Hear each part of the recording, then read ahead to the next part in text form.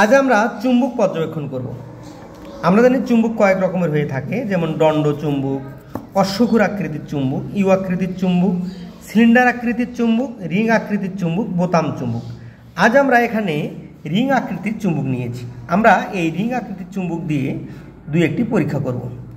Simon, তুমি চাবির কাছে ধরো দেখে চুম্বকটা কি করছে? আকর্ষণ করছে, তাই না?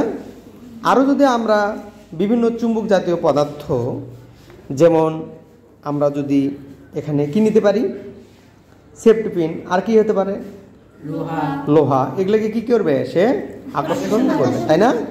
আচ্ছা, এখন আমরা এই দুটি চুম্বক, আচ্ছা একটা চুম্বক আর একটা চুম্বকের কাছাকাছি নিয়ে আসো দেখি কি হয়।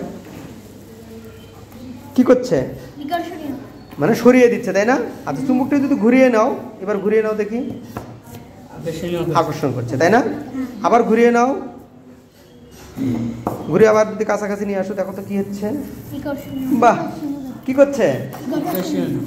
বিকর্ষণ করছে। অর্থাৎ চুম্বকের যে দুটি ধর্ম, যে চুম্বক কি করে, আকর্ষণ করে এবং বিকর্ষণও করে, আমরা এটি দেখলাম। কেমন লাগলো তোমাদের পরীক্ষাটা?